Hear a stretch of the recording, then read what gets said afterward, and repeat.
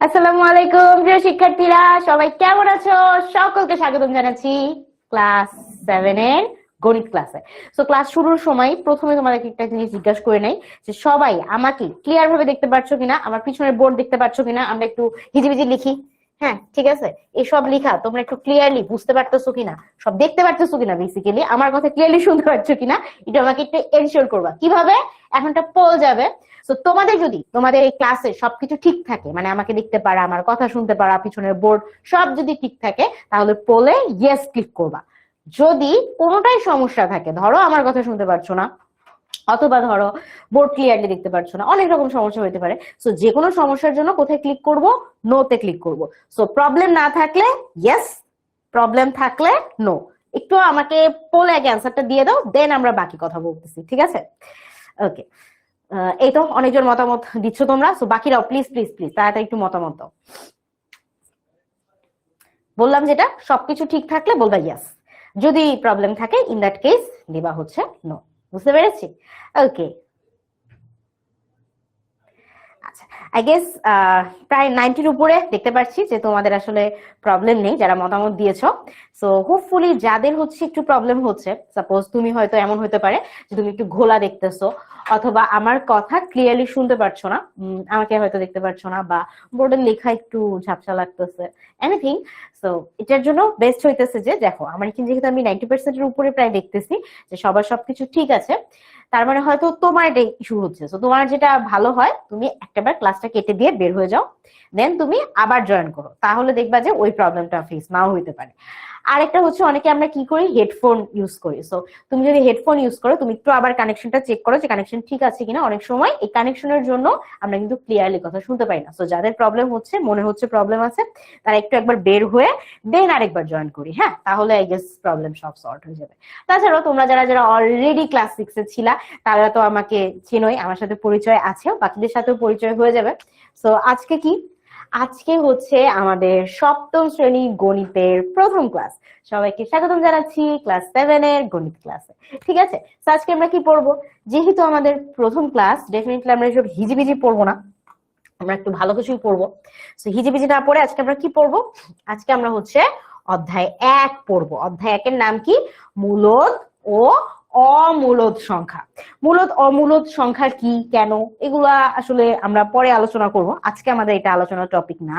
আজকে আমাদের টপিক হচ্ছে বর্গ ও বর্গমূল। ঠিক আছে, তো আজকের ক্লাসে আমরা বর্গ এবং বর্গমূল সম্পর্কে জানবো। সেটা হচ্ছে সপ্তম শ্রেণী গণিতের প্রথম অধ্যায়, মূলদ ও অমূলদ সংখ্যা, যেটা আমরা এখনো জানি না জিনিসটা কি। বাট আজকে টপিকটা আজকে হচ্ছে আমাদের বর্গ বর্গমূল নিয়ে পড়াশোনা, এইটা হচ্ছে আজকে আমরা পড়বো। ঠিক আছে, সো সবাইকে আবার ওয়েলকাম করছি ক্লাস 7 এর গণিত ক্লাসে। আর আমি কে? আমার সাথে অনেকের পরিচয় আছে, অনেকের হয়তো পরিচয় নাই। সো আমি হচ্ছি তোমাদের সবার ফেভারিট জারিন আপু। ঠিক আছে, আর নামটা একটু লং, জারিন তাসনিম বিনতে মোশাররফ।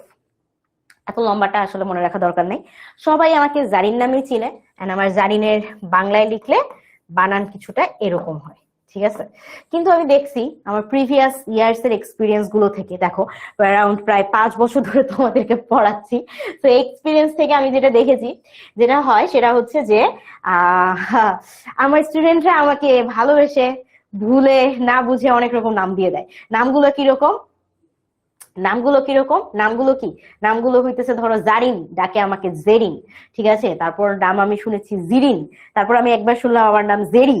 ঠিক আছে, আর বানান তো মাশাআল্লাহ, বানানের ব্যাপারে কিছু নাই বলি। ধরো বাংলায় লেখা উচিত এভাবে, আমার নাম তারা লিখে এভাবে। ঠিক আছে, তারপর লিখে হচ্ছে এইভাবে জারিন। ওরে বাবা, লিখতেই পারছি না আমি। ঠিক আছে, অনেক রকম নামের এক্সপিরিয়েন্স আছে আমার। তারপর জারিন এটাকে লিখে হচ্ছে ওয়াই দিয়ে, মানে আনবিলিভেবল অবস্থা। তারপর জে দিয়ে। ঠিক আছে, অনেক রকম ভাবে আমার আসলে নামটা বলা হয়, but at the end of the day আমি হচ্ছি তোমাদের জারিন আপু, and this is my name, Zarin Tasnim বিনতে মোশাররফ। ওকে, সো ফানি পার্ট, আমার নাম হচ্ছে জারিন, জেরিন, জারিন বলো, ব্যাপার না। আজকে কি পড়বো? আজকে আমরা আসলে বর্গমূল পড়বো। এন্ড আমাদের ক্লাসটা কতক্ষণের? গত বছর যারা করছো তোমরা অনেকবার বলছো যে আপু অনেক লেন্দি, এত বড় ক্লাস ভালো লাগে না। সো তোমাদের কথা মাথায় রেখে, যে অনেকে বলছো ঘুম পায়, সো যাদের ঘুম পায় তাদের কথা মাথায় রেখে আমরা আজকে ক্লাস হচ্ছে 8টায় শুরু করবো এন্ড 9টায় শেষ করে দিব। 1.5 ঘন্টা না 1 ঘন্টার ক্লাস করবো, ঠিক আছে? খুশি হয়েছো আশা করি। এন্ড তোমরা অনেকে বলছিলে ম্যাথ ক্লাস বাড়ান। তো বাড়ানো হয়েছে, এখন আমরা সপ্তাহে 2 দিন করে ম্যাথ ক্লাস করবো। আশা করি মানে তোমাদের মন মতো যেভাবে আসলে করা যায়, করানো সম্ভব, ঠিক আছে, এটাই করা হয়েছে। এখন হচ্ছে সপ্তাহে আমরা 2 দিন করে ম্যাথ পড়বো, বাট আমরা অল্প সময় করে পড়বো, যাতে যাদের ওই যে ঘুম আসে 9টা পার হয়ে গেলে তাদের আর প্রবলেম নাই। 9টা বাজবে, তোমার সাথে আমার টাটা বাই বাই, তুমি যে ঘুমায় যাবা, জান। আচ্ছা, ওকে। সো আমাদের কিছুদিনের মধ্যে তোমাদের হাতে মাস্টার বুক পৌঁছে যাবে। মাস্টার বুকের কাজ এখনো চলছে, কারণ আমাদের এই বছরে 2026-এ অনেক চেঞ্জেস আসছে বই, ঠিক আছে? তো আমরা পড়তে পড়তে আসলে দেখবো কি কি চেঞ্জেস আসছে, যেগুলো অনেক কিছুই গত বছর ছিল না, যেটা আসলে এই বছর আসছে। তো এই জন্য একটু বই পেতে হয়তো 1-2 দিন তোমাদের একটু লেট হবে, বাট বই পাবা, টেনশনের কিছু নাই। ততক্ষণে তুমি কিন্তু তোমাদের এনসিটিভি থেকে অলরেডি বই পেয়ে যাবা। ওইখানে কিন্তু বইয়ের সবকিছু অনলাইনে দেওয়াই আছে। আচ্ছা, এখন আসো বইয়ের সাথে সাথে আমাদের মাথায় কিছু কোয়েশ্চেন্স আসে, সেটা হচ্ছে ক্লাস রুটিন কোথায় পাবো? Very legit question. Class routine নিয়ে খুব টেনশন থাকে। সো ক্লাস রুটিন কোথায় পাবা? এই যে তুমি আমাকে দেখছো, এখানে আমি পড়াচ্ছি কোথায়? 10 মিনিট স্কুল অ্যাপসের ভিতরে। 10 মিনিট স্কুল অ্যাপসের ভিতরেই একটা অপশন আছে, সেটা হচ্ছে আপকামিং ক্লাস। এই আপকামিং ক্লাসে গেলে তুমি সবগুলো তোমার মানে ক্লাস, যে ভবিষ্যতে যতগুলো ক্লাস আছে ধরো এই মাসে, সবগুলো ক্লাসের রুটিন পেয়ে যাবা। আচ্ছা, আর তুমি যদি চাও, তুমি যে ফুল রুটিনে ক্লিক করলে কি হবে, তুমি ফুল রুটিনটাই দেখতে পারবা যে ওই মাসের কতগুলো ক্লাস আছে। এখন ধরো কোনো ক্লাসে তুমি জয়েন করতে পারোনি বা মিস হয়ে গেছে, সে তুমি কোথায় পাবা? তুমি যদি মিসড ক্লাস নামে, আপকামিং ক্লাসের পাশেই মিসড ক্লাস নামে একটা অপশন আছে, এটাতে ক্লিক করো। সেখানে তুমি যে তোমার যে ক্লাসগুলো মিস হয়েছে সেই ক্লাসগুলো পেয়ে যাবা। বুঝতে পেরেছি? ওকে, এটা তো বুঝলাম। এরপর হচ্ছে যে কিছু আমাদের ক্লাসের গ্রুপ থাকে, ফেসবুক গ্রুপ থাকে, ঠিক আছে? আমরা ধরো কোনো একটা ইম্পর্টেন্ট নোটিফিকেশন বা নোটিস আমরা কোথায় দিই? ফেসবুক গ্রুপে দিই। সো সেই ফেসবুক গ্রুপে কে আছে? আমি আছি। ফেসবুক গ্রুপে আর কারা থাকবে? তোমার ক্লাসের ফেসবুক গ্রুপে তোমরা সবাই থাকবা। আর কারা থাকবে ওইখানে? ধরো 10 মিনিট স্কুলের আরো যারা যারা অন্যান্য টিচার্স এন্ড যারা আদার্স যারা আছে, যে সকল মানুষ আসলে তোমাকে এই পুরো 10 মিনিট স্কুলের জার্নিতে, এই কোর্সের জার্নিতে হেল্প করবে, তারা সবাই এখানে আছে। সো তারা কি করবে? তারা তোমাকে এই ফেসবুক গ্রুপের মাধ্যমে তোমার কোনো একটা প্রয়োজন হলে তুমি সেখানে যে বলতে পারবা যে আপু এটা বুঝি নাই, বা কোনোদিন তোমার হোমওয়ার্ক অ্যাপসে জমা নিবো না, আমি বলবো যে আচ্ছা তুমি ওখানে হোমওয়ার্ক দিয়ে দাও। কোন একটা কারণে ধরো আজকে বললাম যে আজকে ক্লাস নাই, ছুটি, হ্যাঁ ঠিক আছে, তাহলে এই খবরটা কোথায় দেওয়া হবে? ওই যে ফেসবুক গ্রুপে দিতে হবে। নাহলে কিন্তু কি হবে, তুমি যদি ফেসবুক গ্রুপে না আসো, তুমি কিন্তু ওই যে বোকার মতো এসে ক্লাসে বসে থাকবা, ক্লাস কখন হবে, আপু তো আসে না। তো এরকম প্রবলেম হইতে পারে। এইগুলো থেকে বাঁচার জন্য কি করতে হবে?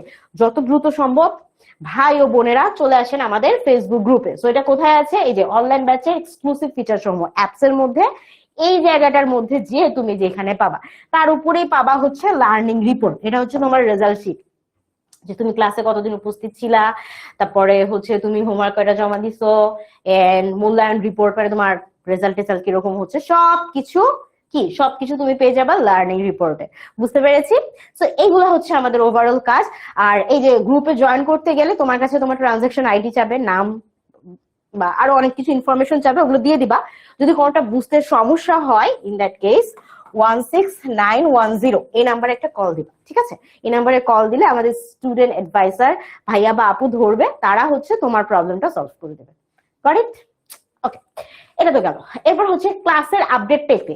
সো ওইটা ছাড়াও তোমার যদি ক্লাস সম্পর্কিত যে কোনো আপডেট তোমার কিন্তু অ্যাপসেও দেখাবে, ঠিক আছে? তো ধরো আমাদের সামনে ইলেকশন আছে, ইলেকশনের কারণে 1-2 দিন হয়তো বলা হইতে পারে যে আজকে ক্লাস হচ্ছে না ইলেকশনের খাতিরে। তো তখন কি, তখন তুমি নোটিশটা কোথায় পাবা? নোটিশটা তোমার এই যে নোটিশ বোর্ডে পেয়ে যাবা, মানে অ্যাপস এর ভিতরেও পাবা। এক তুমি ফেসবুক গ্রুপে পাবা, একটা ক্যারেক্টার হচ্ছে অ্যাপস এর মধ্যেও দিয়ে দেওয়া হবে। বাট ইনস্ট্যান্ট কোনো কিছু ঠিক হয়েছে যেটা হয়তো অ্যাপসেও পারোনি, তুমি কিন্তু এটা ফেসবুক গ্রুপে অবশ্যই পাবা। বুঝতে পেরেছি? ওকে, আরেকটা হচ্ছে যে আমাদের ইনস্ট্যান্ট স্টাডি পার্টনার। এখন দেখো তুমি আমার ক্লাস করতেছো, ক্লাসের পরে তুমি হচ্ছে যে কি করবা, ক্লাসের শেষে তোমাদের কিন্তু কি ডাউট সলভ সেশন শুরু হবে। সো তুমি কোনো কিছু ক্লাসে বুঝো নাই, তো তুমি কি করতে পারো, ওই যে মেসেজে বলবা, মেসেজে তোমাদের আমাদের যে সেকেন্ড টিচার একজন আছে, সেই টিচার কি করবে, তোমাকে হেল্প করবে, তোমাকে তোমার অ্যান্সারটা দিবে। এখন ধরো ক্লাস শেষ পর আধা ঘন্টা টিচার ছিল, তুমি তার কাছ থেকে বুঝে নিয়েছো, তারপরেও তোমার কিছু প্রবলেম থেকে গেছে। সো এই প্রবলেমগুলোর অ্যান্সার তুমি কোথায় পাবা? তোমার জন্য 24 ঘন্টা একজন স্টাডি পার্টনার বা তোমার একটা হেল্পিং হ্যান্ড দিয়ে দেওয়া হয়েছে। সেটা হচ্ছে কি, সেটার নাম হচ্ছে 1010। সো 1010টা কি? 1010টা হচ্ছে একটা আর্টিফিশিয়াল ইন্টেলিজেন্স। তোমরা নিশ্চয়ই অনেকগুলো আর্টিফিশিয়াল ইন্টেলিজেন্স এর নাম অলরেডি শুনেছো, তাই না? যেমন ধরো চ্যাট জিপিটি বা হচ্ছে জিমিনাই, তাই না? এরকম আরো অনেক রকম আর্টিফিশিয়াল ইন্টেলিজেন্স আছে যারা আমাদের অ্যান্সার খুঁজতে, অ্যান্সার করে দিতে হেল্প করে। সো ওইরকমই 10 মিনিট স্কুলের একটা নিজস্ব আর্টিফিশিয়াল ইন্টেলিজেন্স আছে। এই আর্টিফিশিয়াল ইন্টেলিজেন্সের নাম হচ্ছে 1010। তোমাদেরকে বলে রাখি, যে কোনো আর্টিফিশিয়াল ইন্টেলিজেন্স বানানোর সময় ইঞ্জিনিয়াররা কি করে, সেই সকল আর্টিফিশিয়াল ইন্টেলিজেন্সকে আসলে অনেক কিছু পড়ানোর পরে তার একটা ইন্টেলিজেন্স তৈরি হয় বা তার নিজের একটা ডেটাবেস ডকুমেন্ট তৈরি হয়, সেখান থেকে আসলে সে আমাদেরকে অ্যান্সার করে। সো এই 1010 এই বাবুটাকে কি করানো হয়েছে, তোমার সকল বই পড়ানো হয়েছে, যার কারণে ওর যে আসলে ইন্টেলিজেন্ট এটা আসলে তোমার বই পড়ার কারণে হয়েছে। সো তুমি যখনই কোয়েশ্চেন করবা ও তোমার বই থেকে করে অ্যান্সার দিয়ে দিবে তোমাকে। বুঝছো? বুঝতে পেরেছি। সো 1010 কি? 1010 হচ্ছে আমাদের স্টাডি পার্টনার। এখন প্রশ্ন হচ্ছে 1010 কোথায় পাবো? 1010 ভাই তুমি অ্যাপস এর মধ্যেই পাবা। শুরুতেই মানে ঢুকতেই তুমি সুন্দর মতো পেয়ে যাবা এই যে 1010, ঠিক আছে? অ্যাপস এর মধ্যে পাবা। এখন তুমি বলবা যে আপু এখনো তো পেলাম না, কোথায় আছে 1010? 1010টাকে রেডি করানো হচ্ছে, ওই যে বললাম বইয়ে কিছু চেঞ্জেস আসছে এবার, ঠিক আছে? সো বইয়ের মধ্যে নমুনা প্রশ্ন অ্যাড হয়েছে, আরো অনেক কিছু উল্টাপাল্টা অনেক কিছু চেঞ্জেস আসছে আসলে গত বছরের সাথে, যেটা মিল নাই। সো এখন 1010 কে তো অতটুকু পড়াইতে হবে, নাহলে তো সে তোমাকে অর্ধেক উত্তর দিবে। সো 1010 কে এগুলো পড়ানো হচ্ছে। জানুয়ারি মাসের শেষে ইনশাল্লাহ বেচারার পড়াশোনা শেষ হবে, এন্ড আমরা হোপফুলি জানুয়ারি শেষে বা ফেব্রুয়ারির শুরুতেই তোমাদেরকে তোমাদের স্টাডি পার্টনার, তোমাদের বন্ধু 1010 কে দিয়ে দিব। এন্ড সেটার ব্যাপারে অবশ্যই অ্যানাউন্সমেন্টও করে দেওয়া হবে, তোমাদের হাতে সবার কাছে 1010 পৌঁছায় যাবে। বুঝতে পেরেছি? বোঝা ডান? ওকে। সো আমাদের যদি বোঝা হয়ে যায়, এরপরে ক্লাস শেষে আমাদের কি, আমাদের একটা পরীক্ষা হবে। প্রত্যেক ক্লাসের শেষে পড়াটা তুমি ভালো করে বুঝছো কিনা, তোমাকে হোমওয়ার্ক থাকবে, হোমওয়ার্ক করবা, স্লাইড গুলো দেখবা, যে নিজে করার জন্য অনেক কিছু প্র্যাকটিস প্রবলেম থাকবে, ওগুলো নিজে নিজে সলভ করবা। করার পরে একটা ক্লাস শেষে একটা ডেইলি এক্সাম তুমি অ্যাটেন্ড করবা। ডেইলি এক্সাম মানে হচ্ছে 10টা এমসিকিউ থাকবে এখানে। হ্যাঁ, এই 10টা এমসিকিউ তে উত্তর দিতে হবে। তুমি এই এক্সামটা অ্যাটেন্ড করার সময় পাবা ক্লাস শেষের 24 ঘন্টার মধ্যে। মানে ধরো আজকে ক্লাসটা শুরু হয়েছে 8টায়, আগামীকাল রাত 8টা বাজার আগেই মানে আগ পর্যন্ত তুমি আসলে সময় পাচ্ছ এই ডেইলি এক্সামটা অ্যাটেন্ড করার। সো এর মধ্যে ইনশাআল্লাহ তুমি আজকের পড়াটা শেষ করে ফেলবা, শেষ করে তুমি 10টা এমসিকিউ অ্যাটেন্ড করবা যদি ভালো করে ক্লাস বুঝে থাকো, এন্ড তার সাথে সাথে তুমি যদি নিজেও প্র্যাকটিস করে থাকো। ম্যাথস তো প্র্যাকটিস আসলে করতে হবে। সো নিজেও প্র্যাকটিস করলে তুমি দেখা যাবে 10এ 10ই পাচ্ছ। আর এটা ছাড়াও এই যে ক্লাসটা করলা, এই ক্লাসের রেকর্ডিং আর ক্লাস স্লাইড দুইটাই কি ওই 24 ঘন্টার মধ্যেই তোমাদের অ্যাপসে আপলোড হয়ে যাবে। সো কেউ যদি এমন থাকো যে একদিন ক্লাস মিস হয়ে গেছে, সেই ক্ষেত্রে সে ওই 24 ঘন্টার মধ্যেই কিন্তু ওই ক্লাসের রেকর্ডিং পেয়ে যাবা, ক্লাস স্লাইডও পেয়ে যাবা। ঠিক আছে? সো ক্লাস মিস করার আসলে কোনো ভয় নাই। বুঝছ না? ওকে। সো অনেক জোস আলাপ করলাম, এখন চলে আসি আজকের যে পড়াশোনা, সেটা হচ্ছে কি, সেটা হচ্ছে বর্গ আর বর্গমূল। দেখো আমাদের এখানে অনেক কিছু লেখা আছে, ঠিক আছে? সো এই যে অনেক কিছু লেখা আছে, এখান থেকে আমরা একটু জাস্ট পড়ে যাই। কি বলছে? কোন সংখ্যাকে সেই সংখ্যা দ্বারা গুণ করলে যে গুণফল পাওয়া যায় তা ওই সংখ্যার বর্গ, এবং ওই সংখ্যার গুণফলের মানে যে সংখ্যাটা গুণ করা হয়েছে তাকে বলা হয় ওই গুণফলের বর্গমূল। উদাহরণ হিসেবে কি দিয়েছে দেখো, 3-এর বর্গ মানে কি বলছিলাম, যে সংখ্যাটাকে ওই সংখ্যা দ্বারাই গুণ করতে হবে। তাহলে 3-এর বর্গ মানে কি, 3কে 3 দ্বারাই গুণ করতে হবে। 3কে 3 দ্বারা গুণ করলে মানে হচ্ছে 3 উপরে কি লিখবো, স্কোয়ার, মানে কি 3 দুইবার গুণ হয়েছে, ঠিক আছে? এটাকে আমরা এইভাবে লিখি 3 স্কোয়ার। আচ্ছা, সো 3কে 3 এর সাথে গুণ করলে আমরা কি পাই, 3 তিরিকে 9, তাই তো? তাহলে 9 কি, 3-এর বর্গ হচ্ছে 9। বুঝলাম? তাহলে আবার কি বলছিলাম, যে যেটাকে গুণ করে করে বর্গ বানাইছে ওটাই হচ্ছে বর্গমূল। তাহলে কাকে কাকে গুণ করছিলাম, 3কে গুণ করে আমরা কি 9 পাইছিলাম। তাহলে 9-এর বর্গমূল কে হবে, বর্গমূল হচ্ছে 3। ঠিক আছে? বর্গমূল হচ্ছে 3। তুমি কি বুঝতে পেরেছো? আবার যদি সহজভাবে বলি, ধরো আমি যদি বলি যে 5 এর বর্গ, 5 এর বর্গ কি হবে? যেই সংখ্যার বর্গ করতে চাচ্ছি ওই সংখ্যাকে ওই সংখ্যা দ্বারাই গুণ করতে হবে। তাহলে 5 এর বর্গ মানে কি? 5 গুণন 5 কত হইল? কত হইল? 25, তাই তো? 25। তাহলে 25 কি? 5 এর বর্গ হচ্ছে 25। তাহলে 25 এর বর্গমূল কি হবে? 25 এর বর্গমূল কি হবে? যে সংখ্যা দুটা গুণ করে 25 বানানো হয়েছে, 25 এর বর্গমূল হচ্ছে ওই সংখ্যাটাই, মানে 5। তাহলে 25 এর বর্গমূল হচ্ছে 5, 5 এর বর্গ হচ্ছে 25। বুঝতে পারছি? আচ্ছা, ঠিক আছে, ওকে। তো এখন দেখো যে বর্গ একটি আয়ত যার বাহুগুলো পরস্পর সমান, মানে আমাদের হচ্ছে নর্মাল এরকম একটা বর্গর কথা বলা হচ্ছে। আমরা যদি একটা বর্গ আঁকি, এই যে একটা বর্গ, ঠিক আছে, যার বাহুগুলো সমান, মানে একটা বাহুর মাপ যদি 5 সেন্টিমিটার হয়, কথার কথা, তাহলে তার সবগুলো বাহুর মাপই কি হইতে হবে? 5 সেন্টিমিটার করেই হইতে হবে। কারণ আমরা জানি কি, বর্গ বলতে বোঝায় যে এমন 4টা বাহু দ্বারা আবদ্ধ একটা জায়গা যেখানে তার 4টা বাহুর মাপ সমান হয়। সো আমরা যখন এইখানে বর্গের কথা বলবো তখন আমরা কি বুঝতেছি? আমরা যখন বর্গের ক্ষেত্রফল নির্ণয় করি, আমরা কিভাবে করি? বর্গের ক্ষেত্রফল নির্ণয় করে মানে কি? মানে হচ্ছে বর্গের বাহুগুলোর স্কয়ার করা। বাহুগুলোর স্কয়ার করা মানে বাহুর সাথে বাহুর গুণ দেওয়া। এই যে আমি উপরে একটা বর্গ এঁকেছি, এই বর্গটার ক্ষেত্রফল কি হবে? এই বর্গটার ক্ষেত্রফল কি হবে? এই বর্গটার ক্ষেত্রফল কি হবে? বাহুর সাথে বাহু গুণ করা, তার মানে 5 গুণন 5 সমান সমান 25 বর্গ সেন্টিমিটার, তাই তো? তো আমরা যখন বর্গের ক্ষেত্রফল নির্ণয় করতে যাই আমরা বাহুর সাথে বাহুকে গুণ করি, তাই না? আমরা কিন্তু অনেক ছোটবেলা থেকে এই ধরনের অঙ্ক করে আসছি, 6এও করেছি। এখন যখন আমরা কোনো সংখ্যার বর্গের কথা বলবো তাহলে আমাকে কি করতে হবে? কোন সংখ্যার বর্গের যদি কথা বলি তাহলে ওই সংখ্যাকেও সংখ্যার সাথে গুণ দিতে হবে, সংখ্যার সাথে গুণ দিতে হবে। যেহেতু আমি একই সংখ্যা 2 বার গুণ করছি বর্গ করার জন্য, তাহলে এটাকে আমরা কি করতে পারি? এই যে 5 গুণন 5, এটা আমরা কিভাবে লিখতে পারি? আমরা চাইলে এটাকে লিখতে পারি কি 5 স্কয়ার।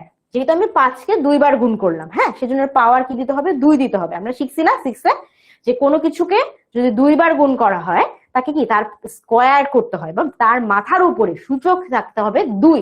তাহলে 5 গুণন 5 সমান 5 স্কয়ার। এটা সমান কি? এটা সমানও কি 25ই হবে, তাই না?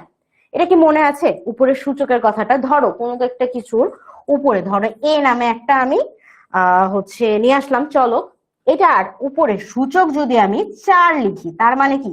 তার মানে এ কে আসলে 4 বার গুণ করা হয়েছে, তাই না? a টু দি পাওয়ার 4 মানে কি? একে 4 বার গুণ করা হয়েছে। এখন এইখানে ঘটনাটা কি ঘটছে? আমি 5 কে 2 বার গুণ করছি, সেজন্য কি আমি 5 স্কয়ার লিখেছি, বা 5 এর মাথার উপরে সূচকে 2 বসাইছি। যেহেতু প্রত্যেকবারই বর্গর ক্ষেত্রে আমরা কি করতেছি? বর্গর ক্ষেত্রে কি করতেছি? ওই সংখ্যাটাকে 2 বার, ওই সংখ্যাকে সংখ্যা দিয়ে গুণ করতেছি, 2 বার গুণ করতেছি। তাই আমরা বর্গের ক্ষেত্রে কি লিখি? বর্গের ক্ষেত্রে আমরা ব্যবহার করি যে যদি আমরা ক নামক কোন সংখ্যার বর্গ বের করতে চাই, অতএব ক এর বর্গ আমরা কি লিখতে পারি? ক নামে যে কোনো সংখ্যা, ক হচ্ছে যে কোনো সংখ্যা, ঠিক আছে? ক এর জায়গায় 1 2 3 4 5 6 7 8 9 যে কোনো সংখ্যা হইতে পারে। সো ক গুণন কি? ক। যেমন 5 এর বর্গ করতে মানে কি বললাম আমি? 5 গুণন 5। 3 এর বর্গ মানে কি? 3 গুণন 3। এখন আমরা যদি বলি ক নামে কোনো সংখ্যা, সেই সংখ্যার বর্গ নির্ণয় করতে চাই, তার মানে কি ক গুণন ক করতে হবে। তার মানে এটাকে আমরা কি লিখতে পারি? ক কে যেহেতু আমি 2 বার গুণ করেছি, ক এর সূচক আমি কি দিব? ক স্কয়ার দিয়ে দিব। বুঝাতে পেরেছি? বুঝতে পেরেছি?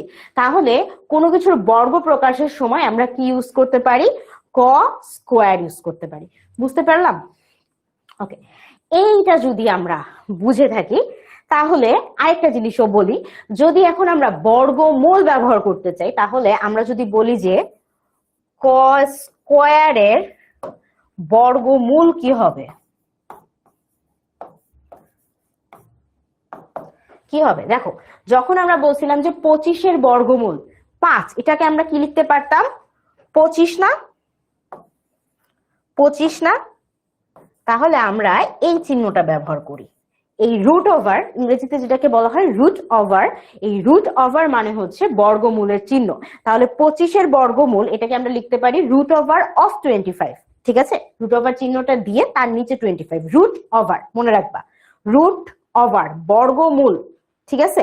সো রুট কার উপরে এই বর্গমূল চিহ্ন আছে, 25-এর উপরে, সো রুট ওভার 25, এটাকে ইংরেজিতে বলা হয় এভাবে। সো 25-এর বর্গমূল সেটাকে আমরা কি লিখতে পারি, root over 25। So root over 25 মানে কত, 25টা কত দেখে আসছে, দুইটা 5 গুণ করে আসছে, তাহলে 25-এর বর্গমূল বা রুট ওভার 25 সমান হবে 5। সেম ভাবে এখন যদি আমরা বলি ক স্কোয়ারের বর্গমূল, দেখো ক স্কোয়ারটা কোথা থেকে আসছে, ক থেকে আসছে, তাই না, তাহলে ক স্কোয়ারের বর্গমূল মানে কি, রুট ওভার অফ ক স্কোয়ার। তাহলে কি হবে দেখো, স্কোয়ার আর রুট কি হয়, কাটাকাটি হয়, এটা মনে রাখবে, এটা আমরা পরবর্তীতে অঙ্ক যখন করতে যাবো তখন আরো দেখবো, রুট আর স্কোয়ার কি কাটাকাটি হয়। বা তুমি নর্মালি এটা যদি বাদ দিয়েও দাও, তুমি দেখতে পারতেছো যে দেখো ক স্কোয়ারটা কোথা থেকে আসছিল, দুইটা ক গুণ করার ফলেই কিন্তু আমি ক স্কোয়ার পাইছিলাম, তাই না, ওই যে আগের মতো দুইটা 5 গুণ করে আমি 25 পাইছিলাম, সেম ভাবে দুইটা ক গুণ করার কারণে কি আমি ক স্কোয়ার পেয়েছিলাম। তো এখানে আমার ক স্কোয়ারের বর্গমূল কি হবে, কি হবে বলো, কোথা থেকে পেয়েছি, ক থেকে পেয়েছি, তাহলে উত্তর হবে ক। বুঝতে পারলাম। আর আরো একটা জিনিস ওই যে আমরা একটু মনে রাখবো, সেটা হচ্ছে যে বর্গ আর স্কোয়ার কাটাকাটি যায়, ঠিক আছে, বুঝতে পেরেছি। আচ্ছা আচ্ছা, কারো যদি ইন্টারনেট প্রবলেম হয় তাহলে সে একবার বের হয়ে যে দেন আবার জয়েন করো, ঠিক আছে। আর আরেকটাবার একটু পোল দিয়ে দেখি যে তোমাদের সবকিছু ঠিকঠাক আছে কিনা। তো তোমরা একটু আমাকে জানাবা পোলের মাধ্যমে যে সব ঠিক আছে কিনা, বা ইন্টারনেট ইস্যু হইলে বলবা যে নো, যদি মানে কোনো কিছু প্রবলেম থাকে সেটা বলবা নো, আর যদি সব ঠিকঠাক থাকে তাহলে বলবা ইয়েস, ঠিক আছে।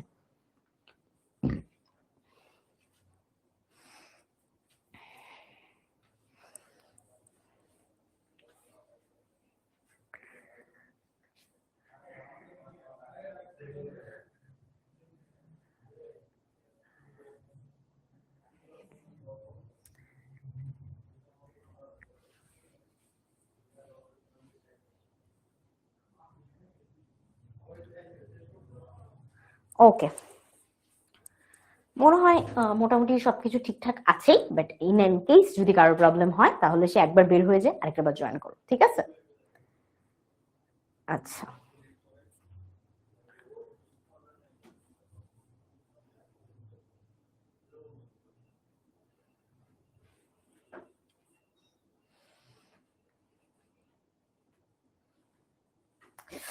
ওকে, এগুলো তো আমরা বুঝলাম।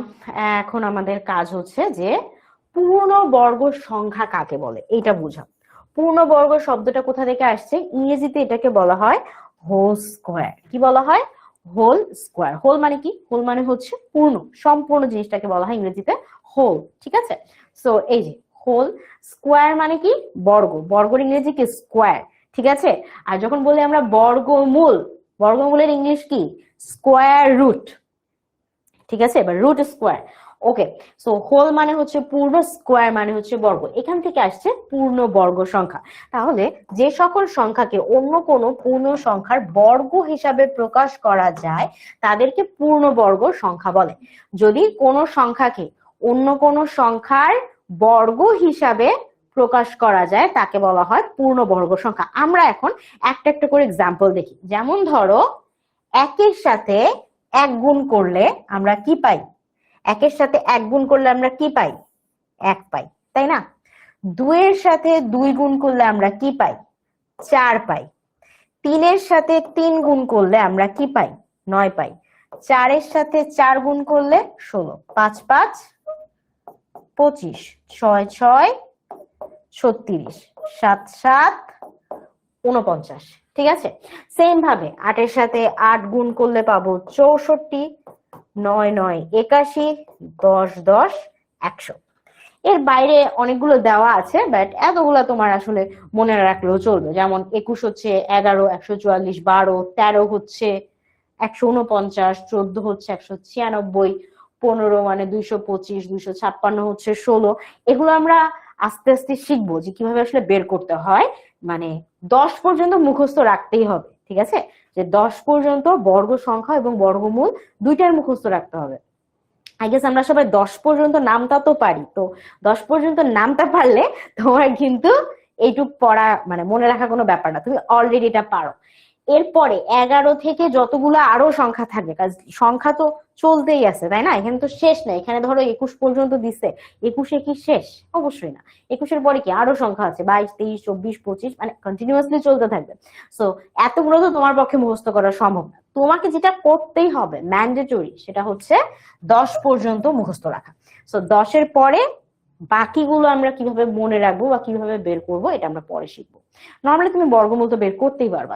ধরো বললো যে 11-র বর্গমূল বের করো, কি করবা? 11-র সাথে 11 গুণ করে ফেলবা। সো 11-র সাথে 11 গুণ করলে কি তুমি ইজিলি 121 বের করে ফেলতে পারবা না? আমরা ডাবল সংখ্যার গুণ করতে তো পারি, তাই না? সো আমার কি আর মনে রাখার প্রয়োজন আছে? নাই। শুধুমাত্র কি, শুধুমাত্র আমরা এই যে 10 পর্যন্ত মুখস্থ রাখবো, এটা একদম লাগবে, মাস্ট। ঠিক আছে? আচ্ছা, সো এখন আমরা বলতেছি যে বর্গ সংখ্যা কাকে বলা হয়? যখন দুইটা সংখ্যাকে গুণ করে আমরা যে মানে সংখ্যাটা বা বর্গটা পাচ্ছি তাকে বলা হয় বর্গ সংখ্যা। যেমন ধরো আমরা 1 আর 1 গুণ করলে কি পাচ্ছি? 1 পাচ্ছি। তাহলে 1-এর বর্গকে 1। আচ্ছা, 2 আর 2 গুণ করলে মানে 2 এর বর্গ হিসেবে আমরা কাকে পাচ্ছি? 4 কে পাচ্ছি। 3 আর 3 গুণ করলে আমরা কি পাচ্ছি? 9 পাচ্ছি। 4 4 গুণ করলে আমরা পাচ্ছি 16। তাহলে এখানে আমি যতগুলো সংখ্যার কথা বললাম প্রত্যেকটা ক্ষেত্রেই কি দেখতেছি? প্রত্যেকটা ক্ষেত্রেই আমরা দেখতেছি যে বর্গমূল বলতে যে সংখ্যাটা বোঝানো হচ্ছে সেই সংখ্যাকে 2 বার গুণ করলে বা সেই সংখ্যার বর্গ করলেই আমরা একটা করে বর্গ সংখ্যা পাচ্ছি। এখন তুমি একটু খেয়াল করে দেখো যে 1 থেকে 10-এর মধ্যে কোন সংখ্যাগুলোকে বর্গ সংখ্যা? যেমন কি 2 এর বর্গ আসছে আমার 4, 3 এর বর্গ 9, 4 এর বর্গ 16, 5 এর বর্গ 25, 6 36, 7 49, 8 এর হচ্ছে 64, 9 এর বর্গ 81, 10 এর বর্গ 100। তাহলে 1 থেকে 10-এর মধ্যে সংখ্যাগুলোর মধ্যে আমরা কি দেখতেছি যে আমাদের এই যে বর্গ সংখ্যাগুলো আছে এদের স্থানীয় অঙ্কে কে কে আছে? স্থানীয় বলতে বোঝায় একদম ডান পাশে কে কে আছে। তো একদম ডান পাশে কি আছে দেখো, প্রথম বর্গ সংখ্যায় 1 আছে, তারপরে 4 আছে, তারপর 9 আছে, তারপর কত আছে? 16 বলবো না, শেষের সংখ্যা মানে শেষের অঙ্কটা বলবো, তার মানে হচ্ছে 6 আছে। তাহলে আমরা কি কি পাইলাম? 1 4 9 6, তারপর কি 5 আছে, তারপর কত আছে? 6 তো একবার বলেছি, 5 আছে, 9 কি 9ও বলেছি, তাই না? তারপর কত আছে? 4 1 0, আবার 1 4 9 6 5, তারপর কত হচ্ছে? 5 6 9 4 1 0। তার মানে আমরা এখান থেকে দেখতেছি যে প্রত্যেকটা বর্গ সংখ্যার একক স্থানের অঙ্ক মানে সবার ডান পাশের অঙ্কটা কি কি থাকতেছে? সবার ডান পাশের অঙ্কটা কি কি থাকতেছে? অঙ্কগুলো থাকতেছে হচ্ছে 0 1 4 5 6 9। সো কোন বর্গ সংখ্যার একদম ডান পাশে এই সংখ্যাগুলো থাকতেছে। সো বর্গ সংখ্যাটা যাই হোক না কেন তার সবসময় তার চারপাশে এই কয়টা সংখ্যা থাকবে একক স্থানে। কিন্তু কিছু সংখ্যা আছে যেমন 2 3 7 বা 8, এই অঙ্কগুলো কখনোই থাকবে না। সো আমাদেরকে যদি র্যান্ডম একটা সংখ্যা দেয়, কথার কথা র্যান্ডম একটা সংখ্যা দেয় 22, ঠিক আছে? সো র্যান্ডম একটা সংখ্যা আমাকে কি দিল? 22। তোমাকে যদি বলা হয় বলো তো 22টা কি পূর্ণবর্গ সংখ্যা? 22 কি পূর্ণবর্গ সংখ্যা? তোমার রিপ্লাই কি হবে? তোমার রিপ্লাই কি হবে? দেখো আমরা কি শিখেছিলাম যে বর্গ সংখ্যার একক স্থানে কখনোই 2 3 7 8 এগুলো থাকবে না। সো যখন হচ্ছে আমি তুমি দেখতেছো যে 22, তার মানে কি একক স্থানে আছে 2। আমরা জেনেইছিলাম যে একক স্থানে কখনো 2 থাকবে না, তাহলে এটা পূর্ণবর্গ সংখ্যা হবে না। অতএব আমার এখানে 22 যেটা আছে এটাকে কি পূর্ণবর্গ সংখ্যা বলা যাবে? আমরা শুধুমাত্র একক স্থানে কি আছে এটা দেখেই বলে দিতে পারবো যে না এটা আসলে পূর্ণবর্গ সংখ্যা না। আবার ধরো তোমাকে আমি একটা বিশাল বড় সংখ্যা দিলাম 4 3 2 7, ঠিক আছে? তো তুমি এই সংখ্যাটাও দেখবা, সংখ্যা দেখে আমি তোমাকে আবার কোয়েশ্চেন করলাম, বলো তো এটি পূর্ণবর্গ সংখ্যা হবে কিনা। তো তুমি কি দেখতেছো, তুমি সব বাদ দিয়ে তুমি ফার্স্টে দেখবা যে একক স্থানে কত আছে। একক স্থানে আছে 7। আচ্ছা, আমরা কি শিখেছিলাম যে একক স্থানে যদি 2 3 7 8 থাকে তার মানে সেটা কি থাকবে না, সেটা অবশ্যই পূর্ণবর্গ সংখ্যা হবে না। যেহেতু একক স্থানে এখানে কত আছে 7 আছে, তাহলে অবশ্যই এটা পূর্ণবর্গ সংখ্যা হতে পারবে না। এখন ধরো তোমাকে আমি একটা সংখ্যা দিলাম যে 100। এখন আমি তোমাকে প্রশ্ন করলাম যে বলো তো 100 পূর্ণবর্গ সংখ্যা কিনা, ঠিক আছে? তো তুমি কি, তুমি আবার আগের মতো চেক করবা যে আচ্ছা শূন্য শূন্য আছে শেষে, তার মানে শূন্য শূন্য কি থাকতে পারে? হ্যাঁ, পূর্ণবর্গ স্থানীয় অঙ্কে কত থাকতে পারে? শূন্য অবশ্যই থাকতে পারে। তার মানে কি, তার মানে এটা পূর্ণবর্গ সংখ্যা হতেও পারে। আবার যেহেতু তোমার 10 পর্যন্ত মুখস্থই আছে, তো মুখস্থ থেকে তুমি বলে দিতে পারো যে আরে আমি তো জানি বাবা 10 এর সাথে 10 গুণ করলে 100 পাওয়া যায়, তার মানে কি 100 অবশ্যই একটা পূর্ণবর্গ সংখ্যা। তুমি এটা দেখি বলে দিতে পারলা। ধরো এবারে আমি করলাম কি, তোমাকে বিশাল সংখ্যা দিলাম একটা 1 4 5 7 9 13 5, ঠিক আছে? এইবার আমি তোমাকে আবার সেম কোয়েশ্চেন করলাম যে এই সংখ্যাটা কি পূর্ণবর্গ সংখ্যা। এখন দেখো 100 পর্যন্ত তোমার তো মুখস্থ ছিল, কিন্তু এই এত বিশাল সংখ্যাটা তো তুমি জানো না যে এটা আসলে পূর্ণবর্গ সংখ্যা হবে কি হবে না। তো তুমি সহজ পদ্ধতিতে আগে চেক করবা যে লাস্টে অঙ্কটা কত আছে 5। তুমি খেয়াল করবা যে আসলে কি 5 থাকলে এটা সম্ভাবনা আছে কিনা। তো তুমি দেখতেছো যে হ্যাঁ, যদি একক স্থানে 5 থাকে তাহলে এটা চান্সেস আছে যে এটা পূর্ণবর্গ সংখ্যা হইতে পারে। কিন্তু যেহেতু তোমার এই এত বিশাল সংখ্যাটা সম্পর্কে আসলে কোনো ধারণা নাই, তোমাকে কি করতে হবে, তোমাকে এটা অঙ্ক করে বের করতে হবে যে এটার কোনো বর্গমূল আছে কিনা বা এক্সাক্ট বর্গমূল পূর্ণ সংখ্যা আসে কিনা। যদি আসে, ইন দ্যাট কেস এটাকে তুমি বলতে পারবা এটা পূর্ণবর্গ সংখ্যা। না আসলে বলবা যে না এটা পূর্ণবর্গ সংখ্যা না, যদিও একক স্থানে অঙ্ক 5 আছে, ঠিক আছে? হইতে পারতো বাট হইতেছে না। আর যখন আমি দেখবো যে 2 3 7 8 আছে, তো এটা নিয়ে কোনো ডিসকাশনই নাই, যেহেতু এই সংখ্যাগুলো একক স্থানে আছে অবশ্যই এটা পূর্ণবর্গ সংখ্যা হবে না। বুঝাইতে পারছি? তো এখন তোমার প্রশ্ন হইতে পারে যে আপু এই বিশাল অঙ্ক তাহলে আমি এটা কেমনে বের করবো? কেমনে বের করবো এটা আমরা আজকে আসলে একদম শিখবো না। আজকে আমরা সহজ পদ্ধতি শিখবো যে কিভাবে আসলে এগুলো বের করা যায় বা কোন সংখ্যার বর্গমূল কিভাবে বের করা যায়, ঠিক আছে?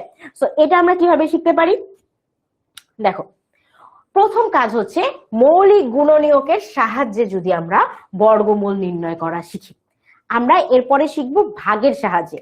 বড় বড় সংখ্যাগুলোকে ভাগের সাহায্যে আসলে নির্ণয় করা হয়, বাট যেগুলো ছোট সংখ্যা, যেমন ধরো এখানে একটা উদাহরণ হিসেবে 36 দিছে, এগুলো আমরা কি করতে পারি, এগুলো আমরা বর্গমূল না মানে বর্গমূল বের করার জন্য মৌলিক গুণনীয়কের ব্যবহার করতে পারি। মৌলিক গুণনীয়ক হচ্ছে আমরা যে লসাগু করার সময় যে ভাগ প্রক্রিয়া ব্যবহার করতাম। তো 36 কে তুমি কিভাবে ভাগ করতে পারো বলো? 18 দুগুণ 36। আচ্ছা,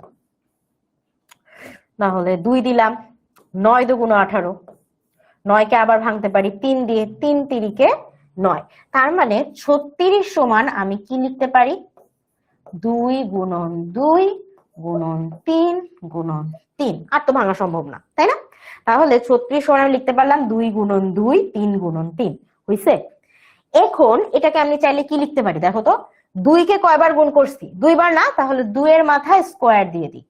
আচ্ছা, এর সাথে কি, এর সাথে হচ্ছে কি 3 কে কয়বার গুণ করছি দেখো তো, 2 বার না, তাহলে 3 এর মাথায় স্কয়ার দিয়ে দিই। যদি এখন আমাকে বলে যে বর্গ, তাহলে দেখো 2 এর স্কয়ার মাথায় 3 এরও স্কয়ার, তো আমি এদেরকে একসাথে করে স্কয়ার লিখতে পারি। 2 গুণন 3, সবার মাথার উপর একটা কমন স্কয়ার দিয়ে দিলাম, ঠিক আছে? এখন যদি আমি বলি যে 36 এর বর্গমূল নির্ণয় করি, তাহলে 36 এর বর্গমূল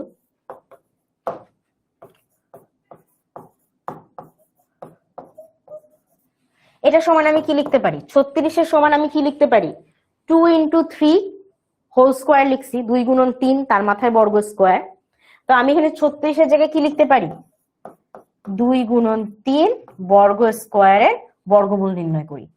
তো বর্গমূল নির্ণয় করা মানে কি, মানে হচ্ছে উপরে কি, উপরে এরকম চিহ্ন চলে আসা। অতএব এটার উপরে যখন আমার চিহ্ন চলে আসলো, খেয়াল করো, 2 3 স্কোয়ারের উপরে যখন চিহ্ন, আমার রুট ওভার চিহ্ন চলে আসলো, আমি কি বলছিলাম, রুট ওভার আর স্কোয়ার কাটাকাটি করে, তাই না? তাহলে স্কোয়ার আর রুট ওভার কাটাকাটি করে আমার কি পড়ে থাকলো, 2 আর 3, 2 আর 3 গুণ করলে কত হয়, 6 হয়। অতএব মৌলিক গুণনীয়কের সাহায্যে আমরা 36-এর বর্গমূল নির্ণয় করলাম, যা হচ্ছে 6। তুমি অঙ্ক করে দেখো, 6 কে যদি 2 বার গুণ দাও, মানে 6 এর সাথে 6 কে গুণ করো, 6 6 36। তো এভাবে কিন্তু আমার 36-এর বর্গমূল নির্ণয় হলো। কিসের সাহায্যে, মৌলিক গুণনীয়কের সাহায্যে। এই যে প্রসেসটা এটাকেই বলা হয় মৌলিক গুণনীয়ক। তোমাদের যখন মাস্টার বুক দেওয়া হবে সেখানে দেখবে আরো গোছানো করা আছে, বা তোমাদের বইও খুব সুন্দর করে লিখে করানো হয়েছে।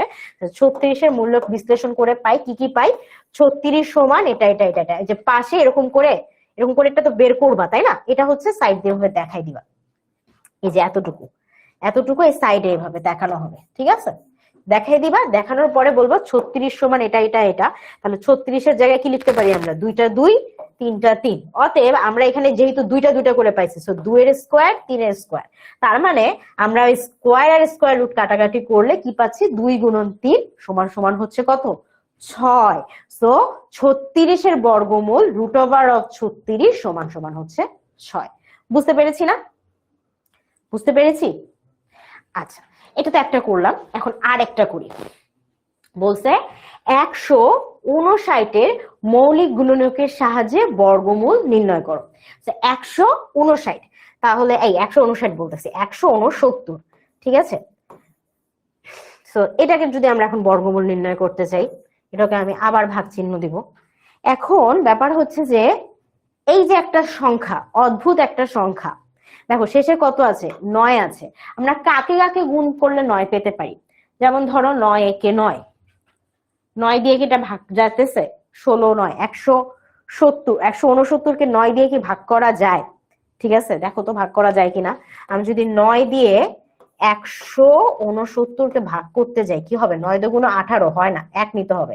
তাহলে 9 একে 9, বাকি থাকবে কে, বাকি থাকবে কত বলো, 10 11 12 13 14 15 16 7 79।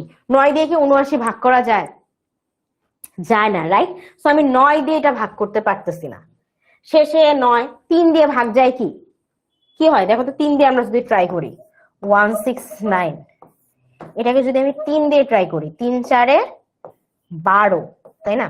12 কত থাকবে এখানে, 4 আর 9 49, 3 দিয়ে 49 তো ভাগ যায় না, সো এটাও নিঃশেষে বিভাজ্য হচ্ছে না। তাহলে 3 দিয়েও আমি নিতে পারতেছি না, 2 দিয়ে তো প্রশ্নই আসে না, শেষে একটা বিজোড় সংখ্যা। তাহলে 2 3 এগুলা কোনো কিছু দিয়ে এটা ভাগ করা যাইতেছে না। তাহলে কি দিয়ে ভাগ করা যেতে পারে, 7 দিয়ে ভাগ করব।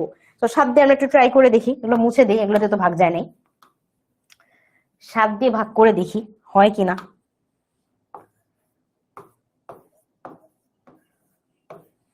7 দিয়ে ভাগ করে দেখি, 7 দুগুণে 14, কত আসে, 29। সেই হইতেছে না, 7 দিয়েও নিঃশেষে বিভাজ্য হইলো না। আচ্ছা, 7 দিয়ে বিভাজ্য হইলো না, তাহলে এখন কি, এখন আমরা হইতেছে 6 দিয়ে কি দেখবো, 6 দিয়ে কি ভাগ যাবে মনে হচ্ছে, যাবে, যাবে না, 6 দিয়েও ভাগ যাবে না। তাহলে আমরা আরেকটু বড় সংখ্যা দেখি। দেখো 9 দিয়ে দেখছি, 10 দিয়ে ভাগ যাবে না, 10-এর দিয়ে ভাগ তারাই যে যাদের শেষে কি শূন্য থাকে, এখানে কোনো শূন্যই নাই, শেষে আছে 9, তো প্রশ্নই আসতেছে না, 10 দিয়ে ভাগ যাবে না।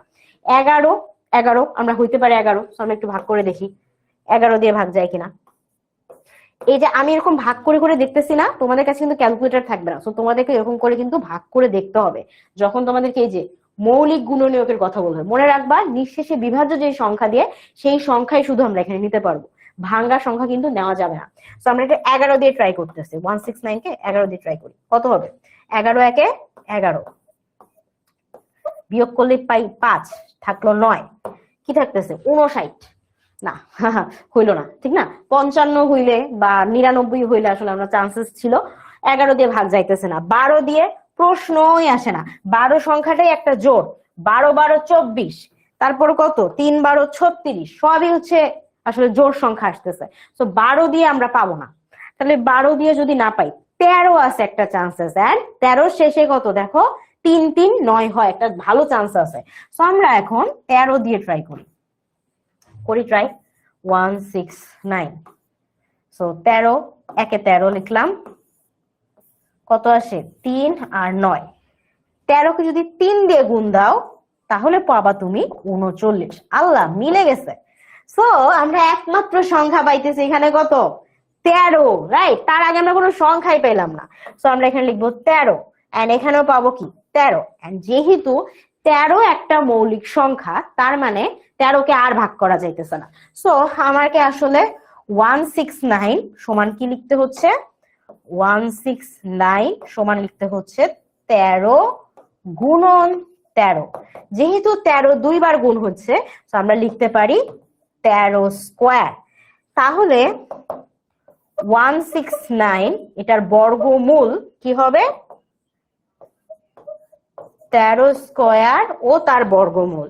তাহলে আমরা আবার কি দেখবো, আমরা কি জানি স্কোয়ার আর রুট ওভার আবার নিজেদের মধ্যে কুটুস কুটুস করে কাটাকাটি করে ফেলে, তাই না? তো যেহেতু কাটাকাটি করে ফেললো, তো আমার এখানে অ্যান্সার কত আসতেছে 13। অতএব 159 এর বর্গমূল কত হবে, কত হবে 13। বুঝাতে পেরেছি আপনাদেরকে? এই তো। সো এইরকম হচ্ছে, এই যে দেখো 529ও বের করতে বলছে, আরো অনেকগুলো আছে। ঠিক আছে, মোটামুটি আজকের ক্লাসের পড়া এটুক পর্যন্তই ছিল। আগামী ক্লাসে আমরা অন্য স্টাইলে বর্গমূল বের করা শিখবো। আজকে আমরা কি সাহায্যে শিখলাম, আমরা কিসের সাহায্যে শিখলাম, মৌলিক গুণনীয়কের সাহায্যে কিভাবে বের করে। প্রত্যেকটা ক্ষেত্রেই কি আমাদের এরকম করে কি এরকম এই যে লসাগু স্টাইলে ভাগ করে তারপর দেখাতে হবে। এখন নেক্সট ক্লাসে আমরা কি করব, নেক্সট ক্লাসে আমরা অন্যভাবে কিভাবে বর্গমূল নির্ণয় করা যায়, যে ক্ষেত্রে আসলে বেশিরভাগ যদি মনে হয় সম্ভবত আমরা ভাগের সাহায্যে দেখব। ভাগের সাহায্য হচ্ছে বড় বড় সংখ্যাগুলোকে আসলে বর্গমূল বের করা।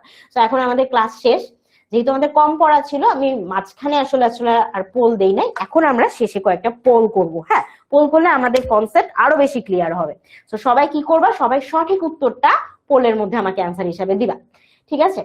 তো আমি একটু পোলটা দিই তোমাদেরকে। প্রশ্নটা নিশ্চয়ই দেখতে পাচ্ছ সবাই বোর্ডে, √8 এর বর্গ কত প্রশ্ন করা হয়েছে, ঠিক আছে? তো দেখি কি অবস্থা হয় আমাদের উত্তরে।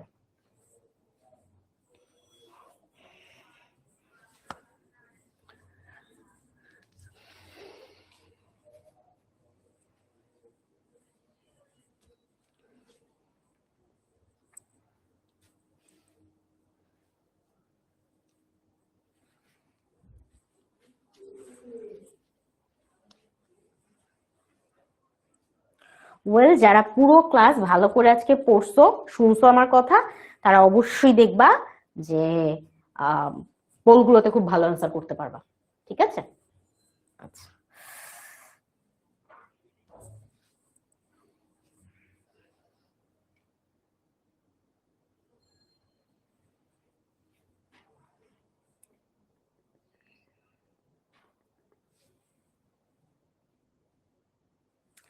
দেখো তো প্রশ্নটাতে কি বলেছিল। বলেছিল যে √8 এর বর্গ কত। তাহলে কোনো কিছু যখন আমরা বর্গ বের করি, সেটা যেটাই হোক না কেন, আমরা যখন এটার বর্গ বের করতে যাব, √8 এর বর্গ মানে কি কি হবে √8 তার সাথে আবার √8 গুণ হইতে হবে। সো দুইটা √8 গুণ করা মানে হচ্ছে আমি √8 এর মাথায় বর্গ স্কোয়ার দিয়ে দিতে পারি, তাই না? কারণ আমরা পরপর দুইটা √8 গুণ করতেছি। এবং আমরা কি জানি, আমরা জানি যে বর্গ আর √8 দুইটা জিনিস কি করে, কাটাকাটি করে। সো কাটাকাটি করার পরে আমরা কি পাইতেছি, আমরা পেয়ে যাচ্ছি শুধুমাত্র একটা 8। তার মানে আমাদের অ্যান্সার কি, অ্যান্সার ছিল আমাদের ডি নাম্বার। সো যারা যারা আমাকে ডি নাম্বার অ্যান্সার দিয়েছো কারেক্ট, বাকিরা একটু ট্রাই করি। আমাকে অনেকেই হচ্ছে বি নাম্বার অ্যান্সার দিয়েছো, মানে 64। একটু খেয়াল করতে হবে, দেখো কি আছে √8 আছে, তাই না? আমি যদি শুধু বলতাম যে 8 এর বর্গ কত, ঠিক আছে, 8 এর বর্গ যদি বের করতে বলতাম, তাহলে কি করতো, তুমি 8 এর সাথে 8 গুণ দিতা এবং অবশ্যই তখন তোমার অ্যান্সার 64 হইতো। বাট আমাকে তো দেখতে হবে, আমাকে প্রশ্নে বলেছে √8 এর বর্গ কত। সো দেখছো, ছোট্ট মিস্টেক্স কিন্তু ভুল হইতে পারে অ্যান্সারটা। প্রশ্ন ভালো করে দেখে উত্তর করতে হবে, ঠিক আছে? হুটহাট উত্তর দেওয়া যাবে না। ওকে, নেক্সট আমরা ট্রাই করি।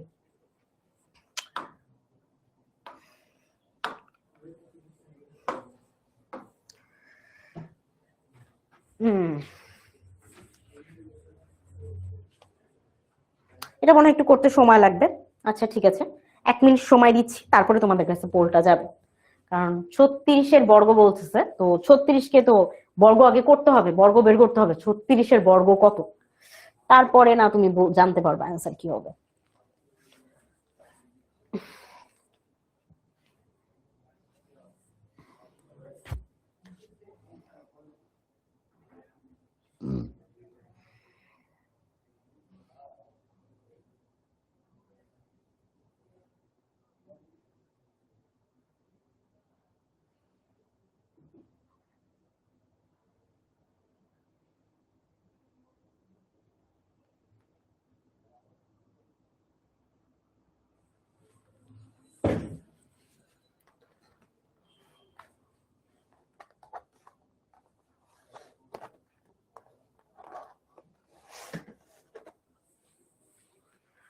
ওকে, আই গেস তোমরা অঙ্ক এতক্ষণে শেষ করে ফেলেছো।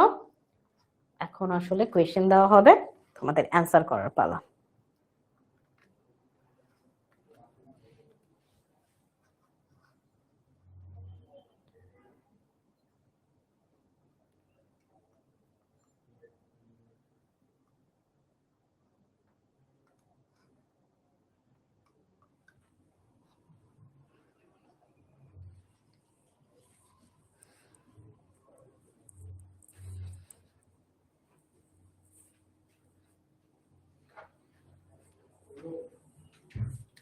কি বলছিল? 3টা তোমাকে স্টেটমেন্ট দিয়েছে, বলছে যে 36 সংখ্যাটির ক্ষেত্রে 1 নম্বরে বলছে সংখ্যাটির বর্গ হবে 1296। আসলে 36-এর বর্গ কত? 36-এর বর্গ মানে কি? 36-এর বর্গ মানে কি? 36 স্কোয়ার মানে হচ্ছে 36-এর সাথে 36-কে গুণ করতে হবে, তাই না? তাহলে 36-এর সাথে যদি আমরা 36-কে গুণ দেই, গুণ হলে কি হবে দেখো তো অ্যান্সারটা।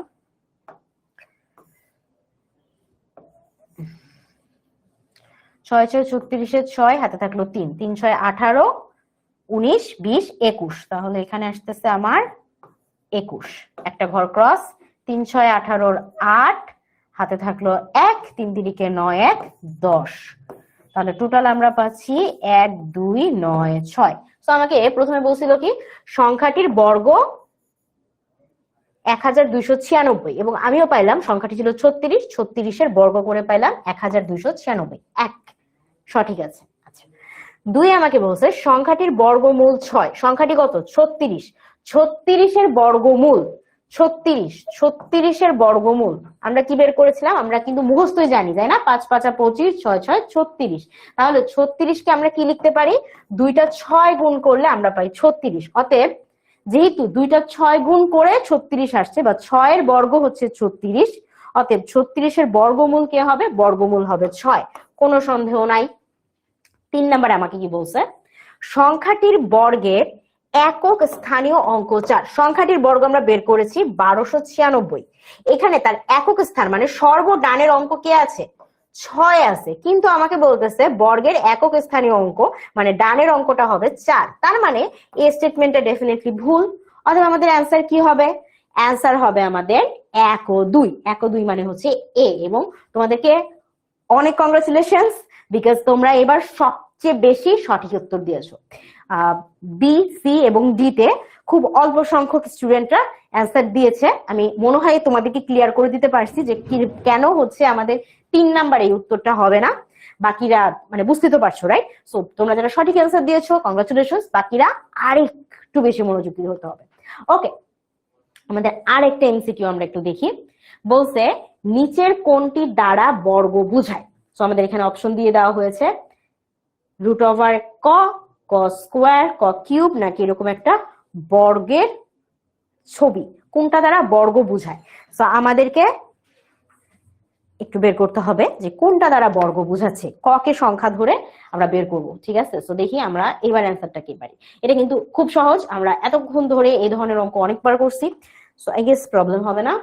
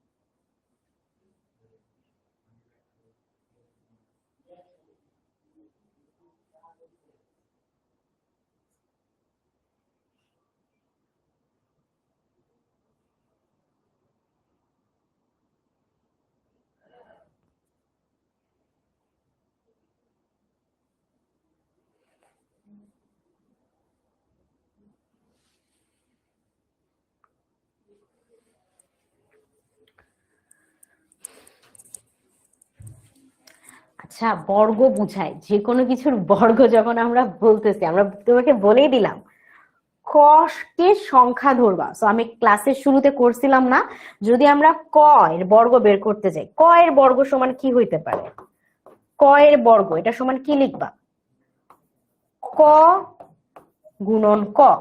দুইটা ক গুণ করলে আমরা এটাকে আরো কিভাবে লিখতে পারি, অ্যালজেব্রার ভাষায় ক স্কয়ার লিখতে পারি না। অতএব অবশ্যই আমাদের অ্যান্সার কি, অ্যান্সার ছিল আমাদের বি নাম্বার, যে ক কে যদি সংখ্যা ধরে নাও তাহলে কোনটা দ্বারা বর্গ বুঝতে পারবো, ক স্কয়ার করলে বর্গ বুঝবো। বর্গ অবশ্যই এরকম একটা ছবি, ঠিক আছে, বাট এটা দিয়ে তো আমরা বর্গ বুঝতেছি না। আমরা কি যে কোনো সংখ্যা, ধরো তিনের বর্গের ক্ষেত্রে কি লিখতেছি, তিন স্কয়ার লিখতেছি। অবশ্যই আমরা এটাকে তিনের এরকম বর্গের মধ্যে রাখতেছি না, বা তিনের মাথার উপর একটা বর্গ দিয়ে দিচ্ছি না, রাইট। তো আমরা যখন বলবো যে বর্গ বুঝতেছি কোনটা দিয়ে, আমরা কিন্তু উপরে যে চিহ্নটা দুই লেখা আছে স্কোয়ার দিয়ে বর্গ চিনতেছি, এবং বর্গমূল কি দিয়ে বুঝতেছি, এই যে বর্গমূল বুঝতেছি এরকম রুট ওভার চিহ্ন দিয়ে। বুঝতে পারছি? এটা কিভাবে মিস হইলো বুঝি নাই আমি, যাই হোক। এটা আই গেস কারো ভুল হবে না। 9 এর বর্গমূল কত, এর চেয়ে সহজ কোয়েশ্চেন আসলে হতেই পারে না।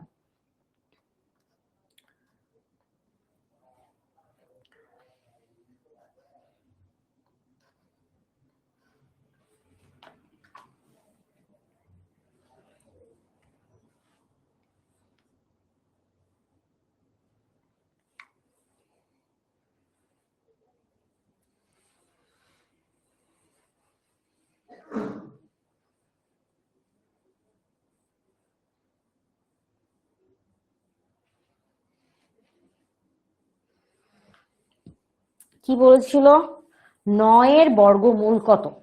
সো 9 কি, 9 একটা আমাদের বর্গ সংখ্যা, তাই না? তো আমরা কি জানি, আমরা জানি একের সাথে 1 গুণ করলে আমরা পাই 1, 2 এর সাথে 2 গুণ করলে আমরা পাই 2, নাকি 2 পাই নাকি 4 পাই, 4 পাই, তাই না? 3 এর সাথে 3 গুণ করলে আমরা কত পাই, 9 পাই। তার মানে দুইটা 3 গুণ করার কারণে আমরা কি পেয়েছি, 9 পেয়েছি। সো 9 যদি বর্গের সংখ্যা হয়, কোথা থেকে আসছে 9, দুইটা 3 গুণ করার ফলে। অতএব 9 এর বর্গমূল কে হবে, কাদেরকে গুণ করে আমি 9 পেয়েছি, দুইটা 3 গুণ করে আমরা 9 পেয়েছি। অতএব 9 এর বর্গমূল কত হবে, ডেফিনেটলি এ 3 হবে, তাই না? এটাতেও তোমরা অনেক বেশি সঠিক উত্তর দিয়েছো, বাট কয়েকজন 7, 5, 12, 8, 20 জনের মতো আমরা একটু ভুল উত্তর দিয়ে ফেলছি। কিভাবে ভুল উত্তর দিলাম আমি জানি না, বাট চেষ্টা করো আরেকটু মনোযোগী হইতে। মনে হয় বুঝতেছি না, প্রবলেম হচ্ছে, অথবা মিসক্লিক করে ফেলছি, তাই না? তাড়াহুড়ায় ভুলভাল অ্যান্সার দিও না। লাস্ট এমসিকিউ, আই গেস এটা সবাই ভালো করবা, সবাই সুন্দর করে বলবা, কোন সংখ্যার একক স্থানীয় অঙ্ক কত হলে ওই সংখ্যার বর্গ সংখ্যার একক স্থানে 9 হবে। একক স্থানে কত হলে ওই সংখ্যার বর্গ সংখ্যার একক স্থানেও 9 হবে।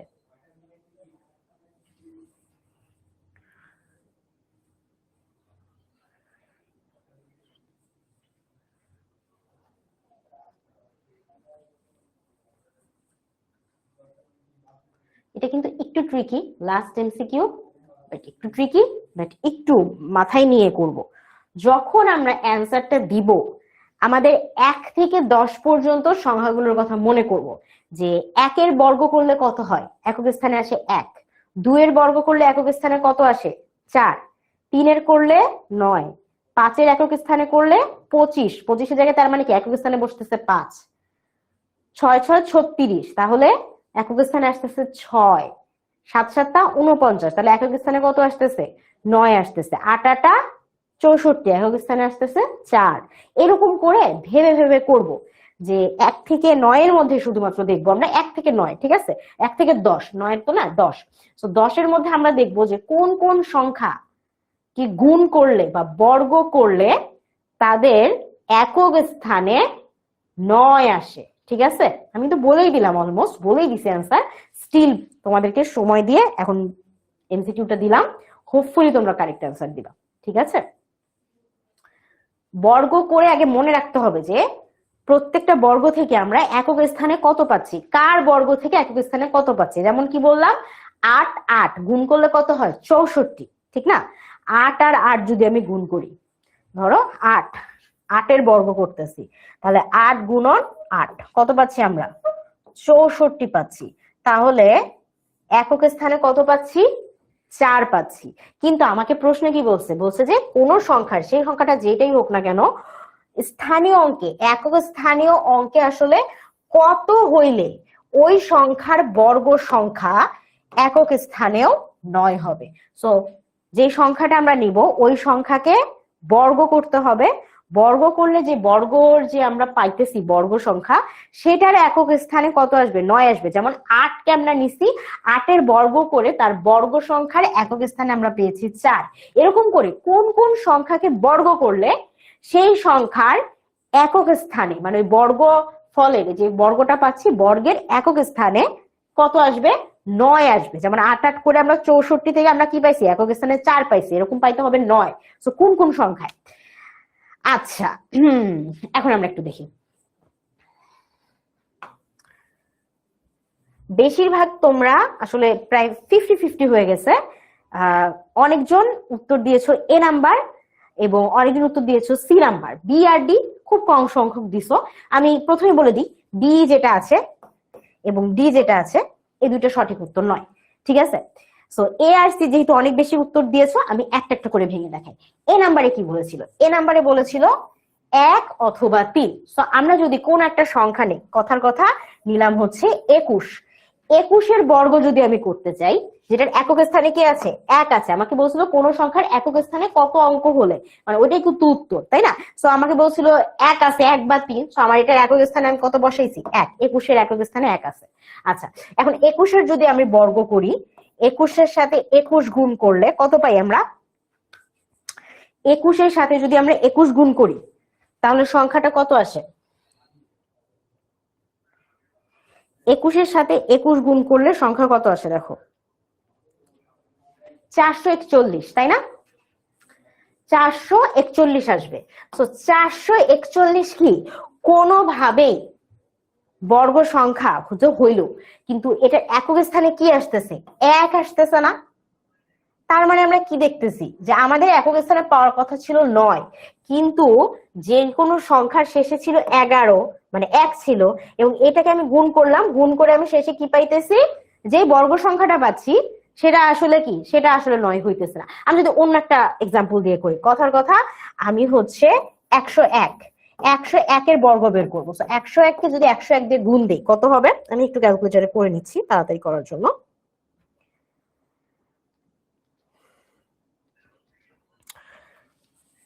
10,201। দেখো সেম, সেই একক স্থানে কিন্তু একই আসতেছে।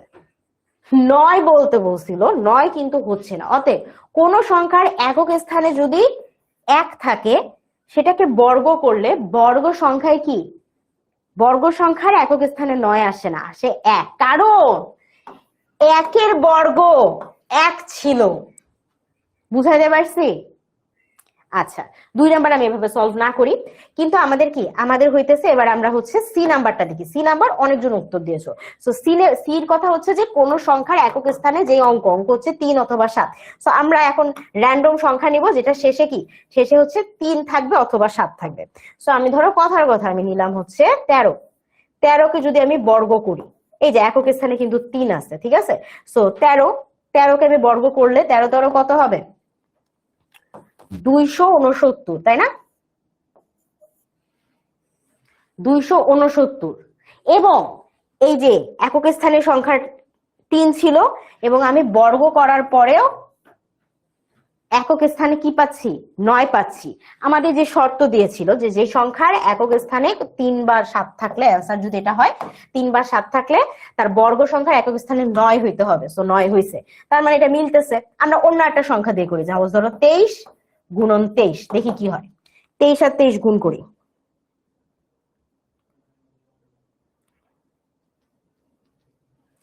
কত পাচ্ছি আমরা, 529। সেম আমি একক স্থানে আবার 9 পাইছি, বুঝতেছো? একক স্থানে কি আমি আবার 9 পাইছি। তার মানে আমি এখান থেকে কি বুঝলাম, যে হ্যাঁ, প্রত্যেকবারই যদি কোনো সংখ্যার একক স্থানে 3 থাকে তাহলে সেটার বর্গ সংখ্যাতেও আমি একক স্থানে 9 পাবো। কেন? কারণ 3 এর বর্গ হচ্ছে 9।